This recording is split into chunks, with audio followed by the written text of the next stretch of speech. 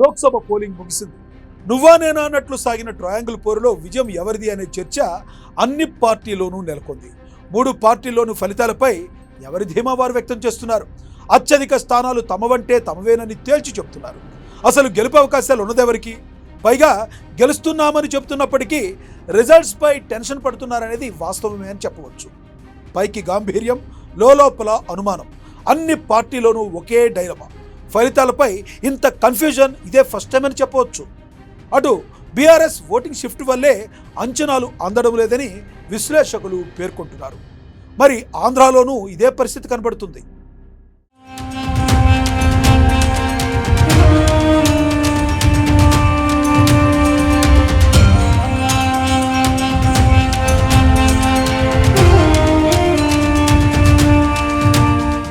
ఈ లోక్సభ ఎన్నికల్లో గెలిచేదెవరు? ఫలానా సీట్లో మేం గెలుస్తామంటే మేం గెలుస్తామని నేతలు గాంభీర్యం ప్రదర్శిస్తున్నారు.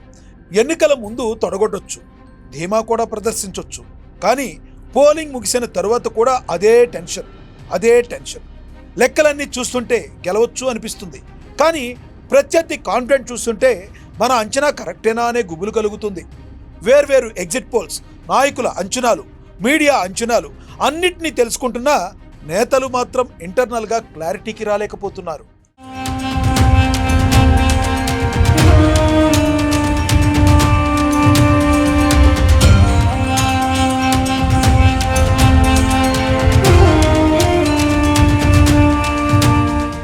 అయితే కొన్ని విషయాల్లో మాత్రం స్పష్టత కనబడుతుంది. బీజేపీ ఓటింగ్ పెరిగింది, బీఆర్ఎస్ గణనీయంగా పడిపోయింది. అధికార కాంగ్రెస్ పార్టీ ప్రతి చోట బలమైన పోటీదారుగా ఉంది. ముఖ్యమంత్రి రేవంత్ రెడ్డి బీజేపీని ధీటుగా ఎదుర్కొన్నారు. గ్రామీణ ప్రాంతాల్లో కూడా తొలిసారి బీజేపీకి ఓట్లు పడ్డాయి. గతంలో మద్దతుగా నిలిచిన వర్గాల ఓట్లను కాంగ్రెస్ మరింత పెంచుకోగలిగింది.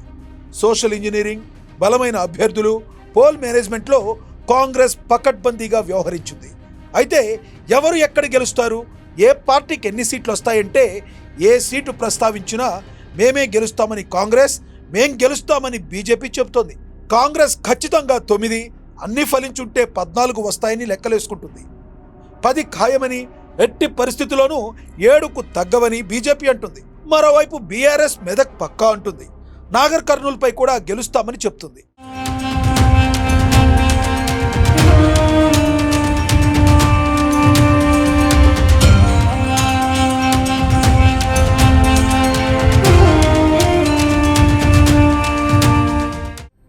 గెలుపుపై ధీమాగా ఉన్న పార్టీలు లోపల మదన పడుతున్నాయి. అన్ని పార్టీలోనూ ఒకే డైలమా నెలకొంది. ఫలితాలపై ఇంత కన్ఫ్యూజన్ ఇదే ఫస్ట్ టైం జరుగుతుంది. అందుకు కారణం బీఆర్ఎస్ ఓట్ షిఫ్టింగ్ వల్లే అని అంచనాలు అందడం లేదని విశ్లేషకులు అభిప్రాయపడుతున్నారు. అసలు ఎందుకు ఇంత కన్ఫ్యూజన్ వచ్చిందో చూద్దాం.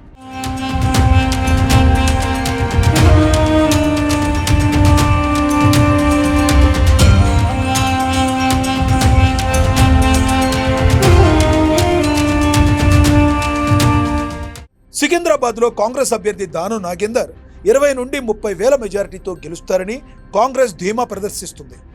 సీఎం కూడా ఈ విషయం చెప్పారు. చేవేళ్లలో బీజేపీకి ధీమా ఉన్నా కాంగ్రెస్కు ఉన్న గ్రామీణ బలం, రంజిత్ రెడ్డి పోల్ మేనేజ్మెంట్, మహేందర్ రెడ్డి మద్దతు కలిసి రానున్నాయి. బీఆర్ఎస్ నేతలు కూడా పలు చోట్ల కాంగ్రెస్కు సహకరించారన్న చర్చ ఉంది.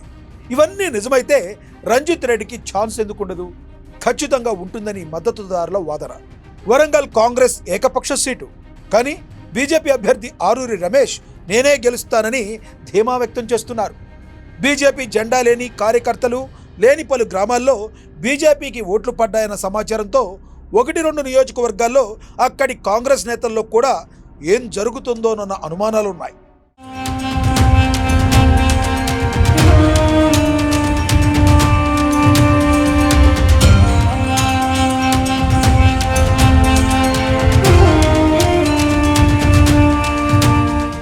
ఇలా ప్రతి చోట ఒకే సీన్. ఆదిలాబాద్ చూసుకుంటే ఇది బీజేపీ సీటు.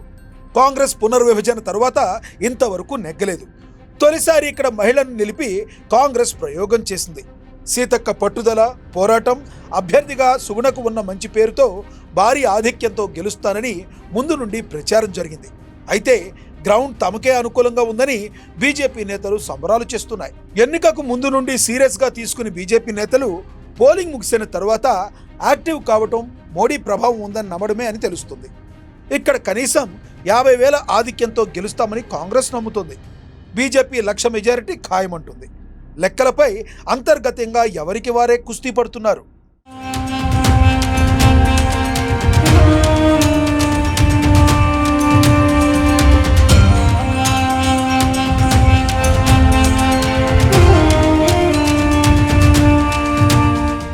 అటు ఆదిలాబాద్ జిల్లాల్లో అసెంబ్లీ ఫలితాల్లోనూ ఇదే తరహా కన్ఫ్యూజన్ కనిపించింది.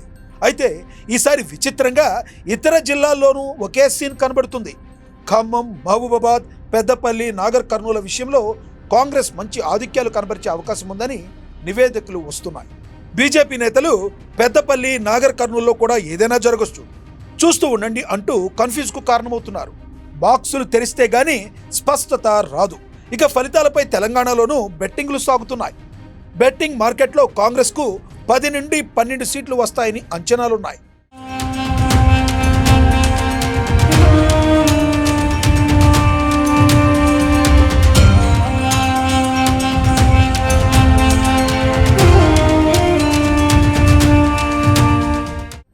మరోవైపు ఆంధ్రాలో జగన్కు అనుకూలంగా ఉందని పలు సర్వే సంస్థలు, లేదు ఎన్డీఏ అధికారంలోకి వస్తుందని ప్రశాంత్ కిషోర్ లాంటి విశ్లేషకులు వాదిస్తున్నారు.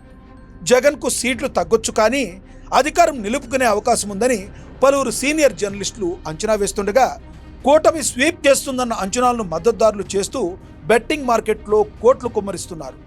ఏపీ రాజకీయాల చుట్టూ 1,000 కోట్లకు పైగా బెట్టింగులు సాగుతున్నట్లు ప్రచారం జరుగుతుంది. జూన్ 4న అసలు జాతకం తేలనుంది.